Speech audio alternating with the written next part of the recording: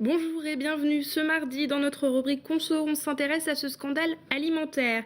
Après la découverte de viande de cheval à la place du bœuf dans des plats surgelés, notre journaliste Sophie Lecroisier en profite pour faire le point sur la traçabilité des aliments et les différents labels existants. Mais juste avant, le point sur l'actualité de ce mardi 12 février 2013 dans le Finistère. La falaise de Morlaix sous haute surveillance, plus de 2 semaines après l'éboulement sur la voie ferrée entre Brest et Morlaix. Les mouvements du terrain sont enregistrés en permanence.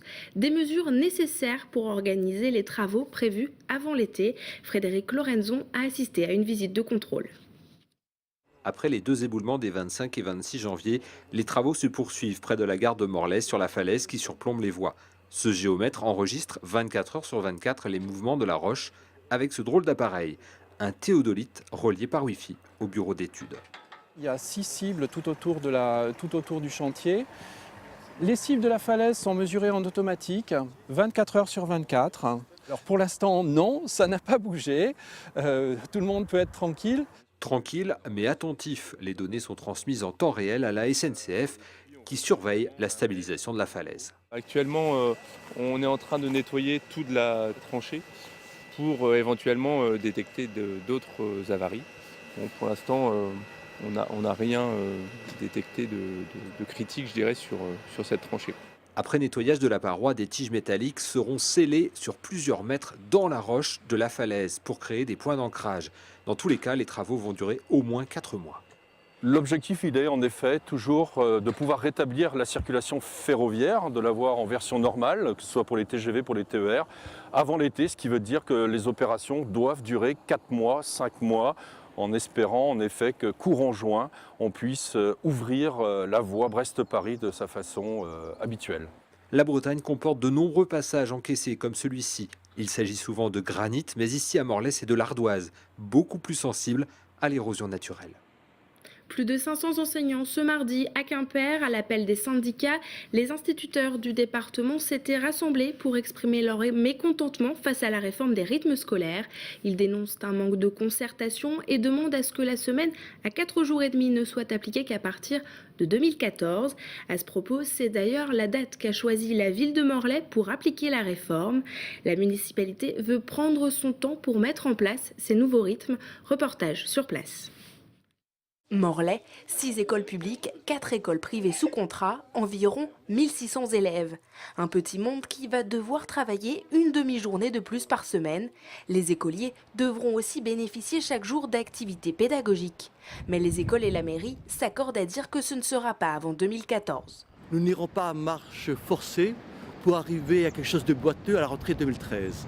En d'autres termes, on étudie, mais nous sommes plutôt pour une mise en œuvre à la rentrée 2014.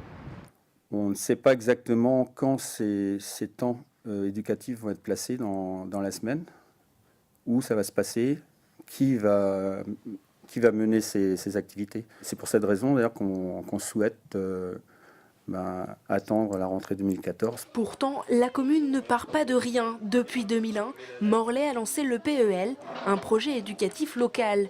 Une vingtaine d'activités artistiques, sportives ou culturelles sont proposées chaque année dans les écoles. Un socle qui aurait pu permettre à la commune de démarrer dès 2013. Si on a un savoir-faire à travers le PEL, si on a déjà des partenaires, il est important avant tout que l'intérêt de l'enfant soit pris en compte, bien évidemment, d'où la réforme. Mais l'intérêt de l'enfant, ce n'est pas de lui proposer n'importe quoi. En d'autres termes, on peut toujours donner un ballon à 50 enfants sur les heures dégagées pour qu'il, avec une surveillance. Est-ce que c'est ça l'esprit? Non, pas du tout. Si Morlaix souhaite prendre son temps, la municipalité a déjà estimé le coût de mise en place de cette réforme à 300 000 €. Notre image du jour, la fin des soldes d'hiver. Elles ont débuté le 9 janvier et se sont achevées ce mardi. Selon l'association des commerçants de Brest, le premier bilan n'est pas très bon. Les clients attendent les soldes pour dépenser mais achètent finalement peu. Le Finistère suit la tendance nationale. Et on reste dans le domaine de la consommation. Sophie, bonjour. Bonjour Julie.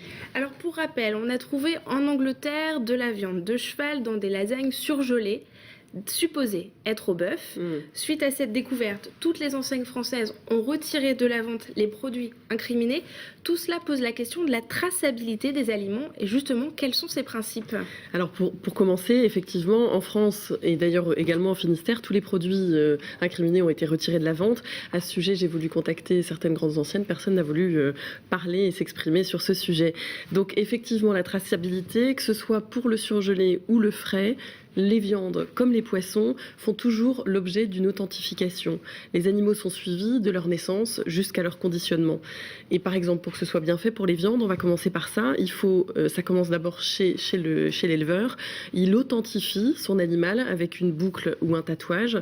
Vient ensuite le document d'identification, un passeport selon les races. Et puis, arrivé à l'abattoir, il y a un numéro d'abattage et un numéro de lot.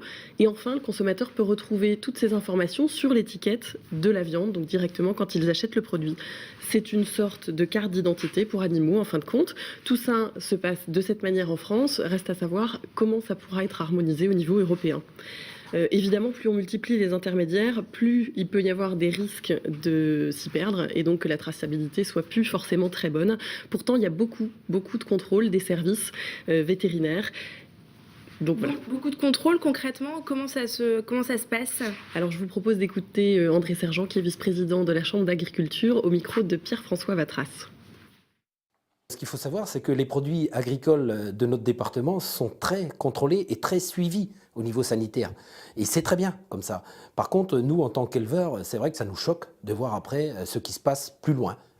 Et l'exemple là de viande de cheval qui arrive à la place d'une viande de bœuf, c'est vraiment complètement aberrant et insupportable pour les éleveurs. Sachez que par exemple un éleveur qui a un animal qui naît chez lui, il devra de suite, dès la naissance, l'identifier et cet animal sera suivi de sa naissance jusqu'à l'abattoir. Donc lorsque un contrôle est opéré sur une exploitation agricole, il faut savoir que si l'animal n'est pas identifié, l'agriculteur et l'éleveur se fait taper sur les doigts de suite le lendemain. Alors ça, c'est pour les viandes, mais qu'en est-il pour les poissons et les crustacés? Alors évidemment, au Finistère, on est beaucoup concerné par cette partie-là, parce qu'on est producteur. Cette procédure de traçabilité dont j'ai parlé il y a quelques minutes, qui permet donc d'attester l'origine d'un produit, est exactement la même, ou presque, pour les produits issus de la pêche. En 2002, ils ont mis en place des méthodes d'identification, donc des poissons, des crustacés, des coquillages, qui permet de distinguer si ce sont des poissons d'élevage ou alors des poissons sauvages, et également les origines. Évidemment, de nouveau, toutes ces informations doivent être à l'issue inscrites sur des étiquettes pour informer les consommateurs. Mais alors avec tous ces moyens de tracer l'origine de l'animal, comment des débordements comme celui révélé dans ces plats cuisinés de lasagne peuvent-ils exister? Alors je vous propose une fois de plus d'écouter André Sergent. On ne produira que ce que le consommateur achètera. C'est ça un peu le problème aussi, quoi. Et si le consommateur, dans son acte d'achat, ne voit que par le prix, effectivement, il y a un moment où le risque, il a que des produits qui ne sont pas forcément de très bonne qualité arrivent dans leur assiette. Par rapport aux viandes, là on commence à voir aussi un autre problème, c'est qu'aujourd'hui, dans le sentiment du consommateur, surtout du breton et du finistérien, c'est qu'on a toujours le sentiment qu'on produit de trop. Or, là, les choses sont en train de changer. Face notamment à ce qu'on appelle, nous, la végétalisation des terres agricoles, c'est-à-dire cultiver des céréales plutôt que de faire des animaux, on se rend compte qu'on est en train de partir vers des baisses de production animale et que par rapport à ça, effectivement, on pourrait être appelé à importer des produits dont les origines ne seraient pas très connues et qui est effectivement un risque pour le consommateur. C'est pour ça qu'on a la chance dans ce Finistère d'avoir une production agricole qui est encore très forte jusqu'à présent. Donc valorisons-la du mieux qu'on peut pour qu'on garde nos éleveurs sur nos territoires. Alors on a vu la traçabilité, mais quels sont les labels qui certifient la qualité de la viande ou du poisson? Alors pour la viande, qu'elle soit fraîche ou surgelée, depuis 1997, il y a des logos que vous connaissez certainement. C'est VBF, viande bovine française, ou alors VPF, viande porcine française. Donc celles-ci garantissent évidemment une traçabilité.